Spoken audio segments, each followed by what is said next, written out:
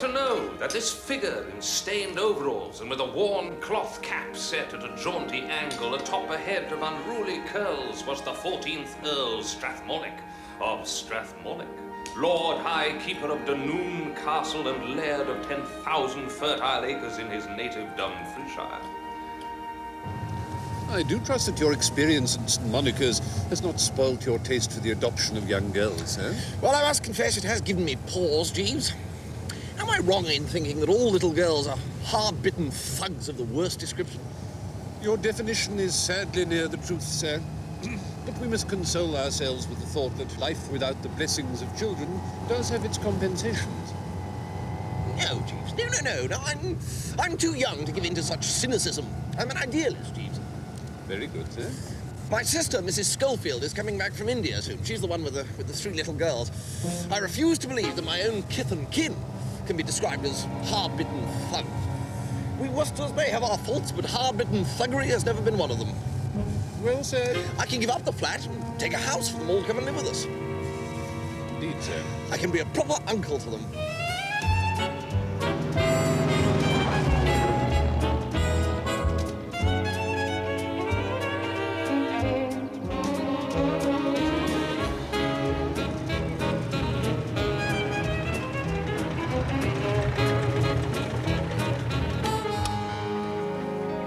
Observe the largish, corn-fed girl, Jeeves? Yes, sir. Typical tuppy fodder.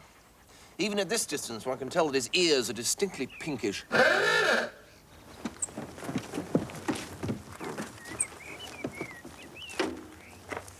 Hello, Bertie. Hello, Tuppy. This is Miss Dalglish. How do you do? Hello. Mummy and Daddy are in the sitting room, I think, if you want some tea. What on earth's that? It's an Irish wolfhound. It's for you. That's no good to me. I asked for an Irish water spaniel. Well, they run out. Oh, really, Bertie? You coming, Hildebrand? Yes, I'm just coming, Daisy.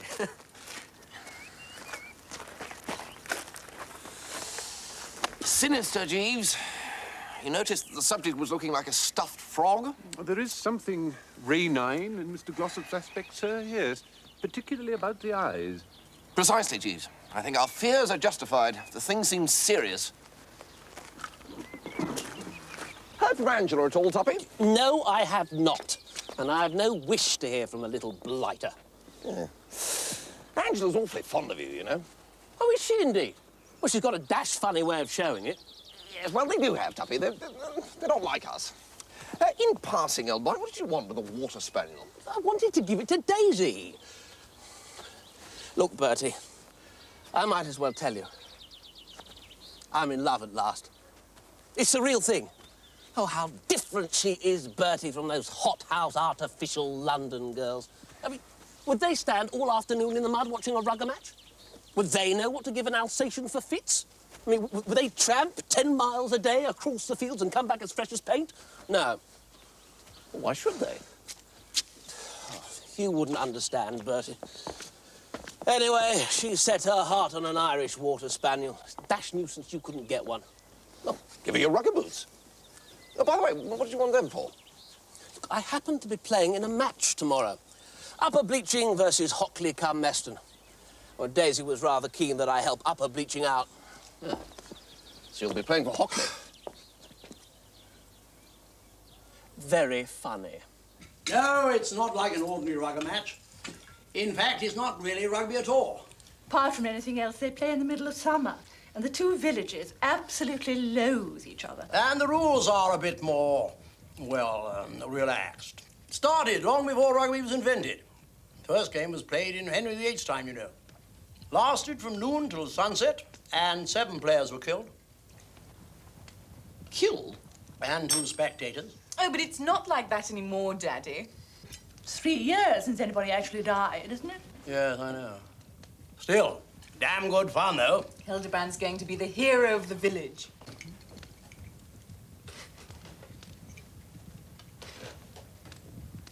Eileen tossed her dark curls scornfully. Perhaps she did only work in a cigarette shop. Perhaps her dress was thin, cheap cotton and patched and worn, too. Nevertheless, she had her pride. The name Ormerod was an old one.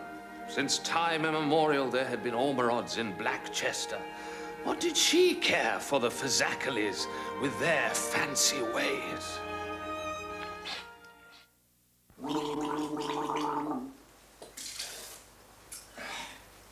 The citizenry of Upper Bleaching seem to look forward to this match each year, Jeeves, as a chance to settle old scores with a neighbouring village.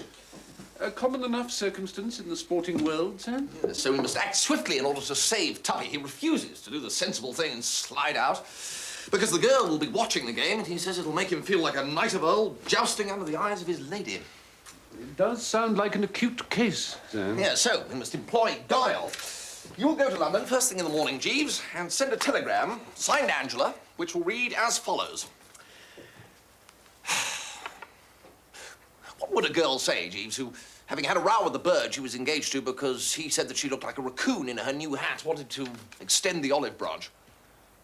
If I might suggest, sir, I fancy the following, as from Miss Angela's mother, might meet the case. Return immediately, Angela seriously ill and delirious, calling your name piteously, and saying something about you being right about the hat. Catch the earliest possible train, Dahlia Travers. Yes, well done, Jeeves, yes. Just one more spot of devilish cunning. Send it off in time for it to arrive at 2:30. By then, Tuppy will have started for the ground. I'll take it down and hand it to him during some lull in the battle. By that time, he'll have discovered what sort of rugger match he's in for.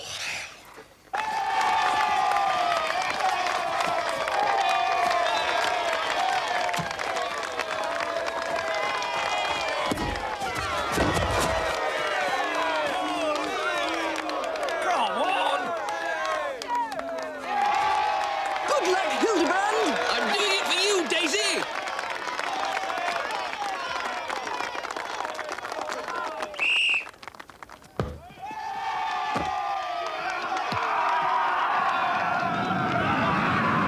I haven't got the ball! Well played, Hildebrand! Hooray! You got anyone called Glossop? Got an urgent telegram.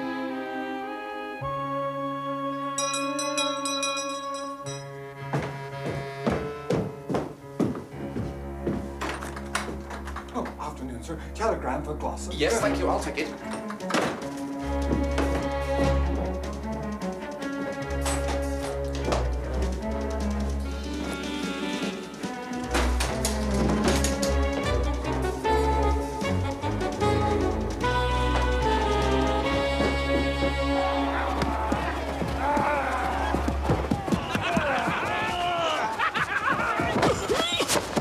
Where do you think you're going, Shorty?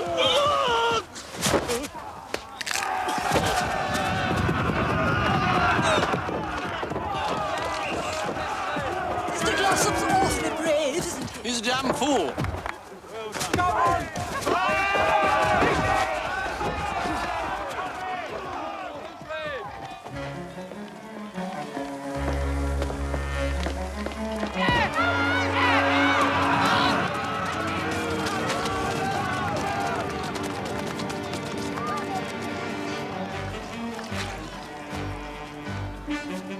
How's it going?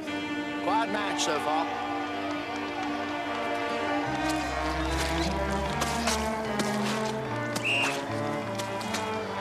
Tuppy, old man. A telegram for you. Do you think I've got time for telegrams now? Ah, but this one may be fearfully urgent. Here it is. Oh, gosh, I left it at the house. Oh, well, it doesn't matter. No, but it does. I mean, it probably does. It's probably something you ought to read at once. If I were you, I'd just say a few quick words of farewell to the murder squad and come back to the house right away. Do you think I'm going to slink away under her very eyes? Good God! Besides, I'm not leaving the field until I've thoroughly disemboweled that blonde-haired bounder. Do you notice the way he keeps on tackling me when I haven't got the ball? Isn't that right? Of course it's It's not right! Well, I'll tell you one thing. A bitter retribution awaits that bird, Bertie. From now on, I'm going to assert my personality. What? No, Tuppy, I really think you ought to come and read the telegram.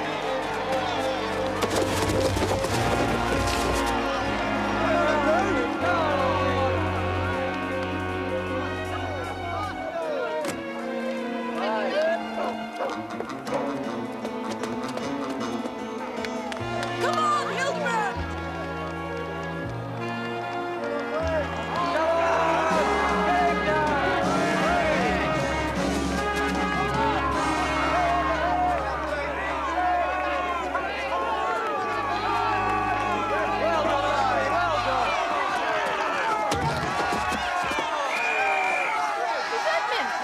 It's a try! It's a try!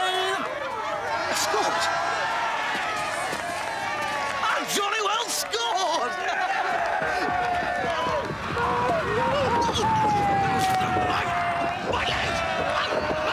First time anyone scored since 1883!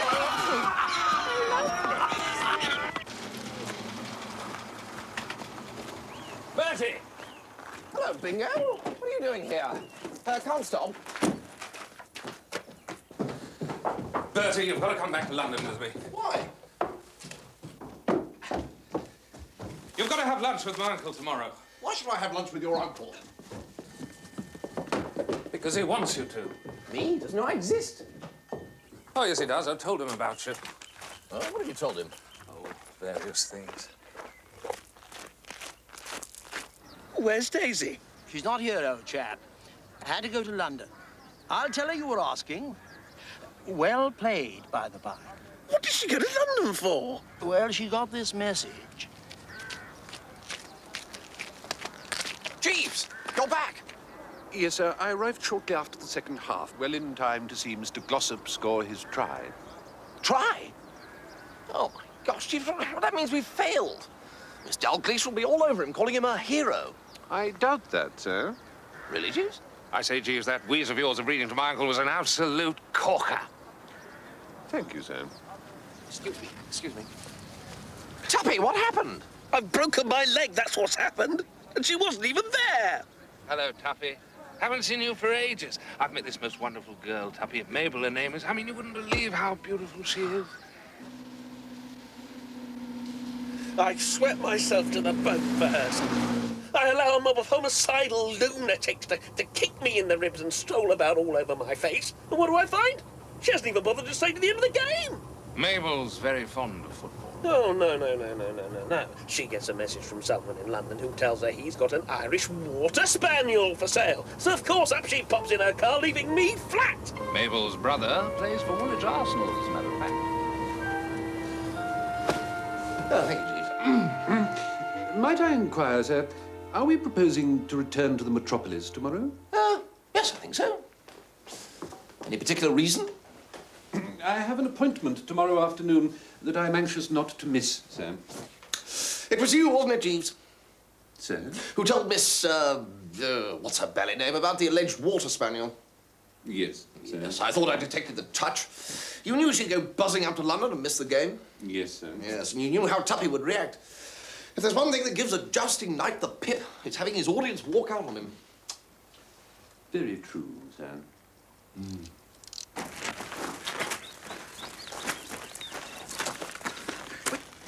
Look! There she is, see? Now she's got her blasted Irish water spaniel. She can't even be bothered to say goodbye to me. Open the door. Oh! Do you know she had the almighty gall to come and visit me in hospital last night? Did I ever tell you about the time Mabel and I went to the races at Sandown? I mean, all she could talk about was that blasted animal. Ugly beast, if you ask my opinion. Mabel would never do that. Mabel and I have a code. And to think I fancied I loved a girl like that. I mean, a perfect life partner she'd make, I don't think. I mean, if you married a girl like that, she'd be bringing home Siberian eelhounds before you knew it. Oh, Tuppy, I forgot to give you your telegram.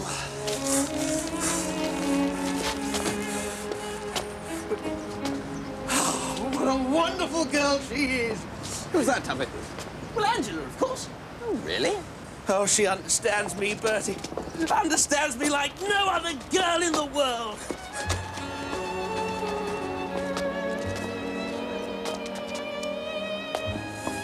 What I can't understand, Bingo, is why your uncle should ask a fellow to lunch whom he's never seen. Well, to tell you the truth, Bertie, I want you to spring the news on him about my marrying Mabel. Haven't the nerve myself. What? Hanged if I do. Good morning, Mr. Little. His Lordship is expecting you. No, now, if you think that... Mr. Worcester, I am proud, I am gratified, I am honored. Oh, ah. So young to have accomplished so much. Well, you know. Yes, well, we can talk properly over luncheon. Miss Watson has prepared a very special repast. Oh, Richard, little Margaret will be having lunch with us. I hope you don't mind. I'll just go and fetch her. What's he talking about? Oh, Margaret's my little cousin. She's all right.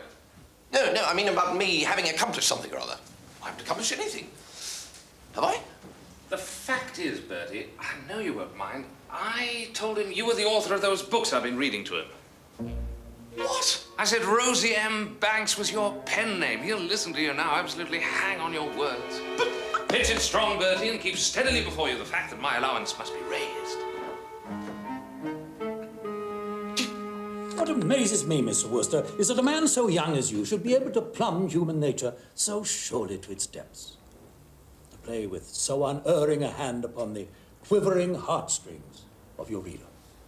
Oh, just a knack. How many words are there in a novel, Mr. Worcester? Words? Oh, well, I never count. Just let it all come, that's what I say.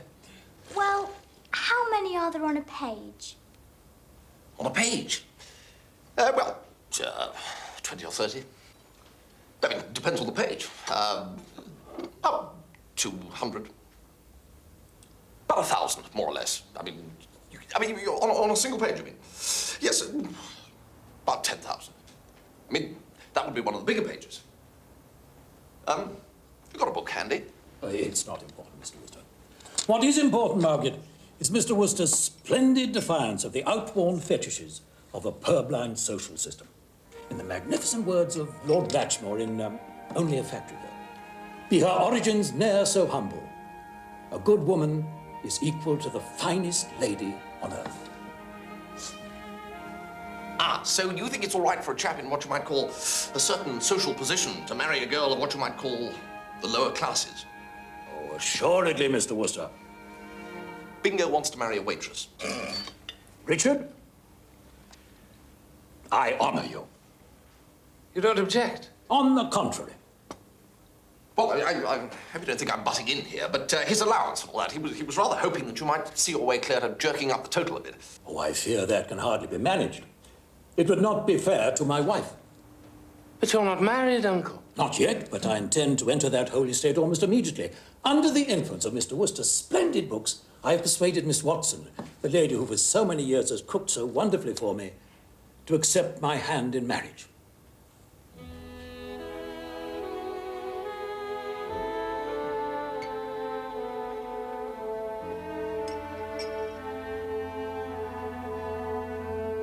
A nice crusty split table.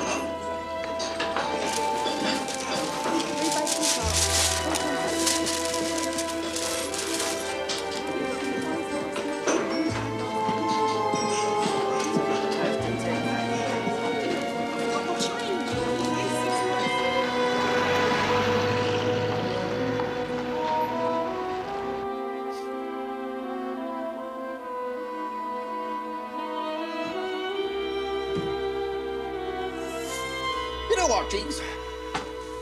No, sir? This is jolly nice. I mean, looking at the clock and wondering if you're going to be late for the good old drinks and then you coming in with a tray always exactly on time and shoving it down on the table and then biffing off, and then the next night coming in, shoving it down, biffing off, and then the next night. Gives one a sort of safe, restful feeling. Soothing, that's the word. It is soothing, isn't it, Sam? Nevertheless, Jeeves, I must ask you to brace up and bite the bullet. I'm afraid I have bad news for you, Jeeves. That scheme of yours about reading those books to Bingo's uncle, well, I'm afraid it's It's blown out a fuse. They did not soften him, sir? They did, Jeeves. That's the whole bally problem. I'm sorry to say that your fiancée, Miss Watson, the cook. Well, the long and the short of it is, Jeeves, that she appears to have chosen riches instead of honest worth, if you know what I mean. Sir? Well, she has handed you the mitten and gone off and got engaged to Lord Bittlesham.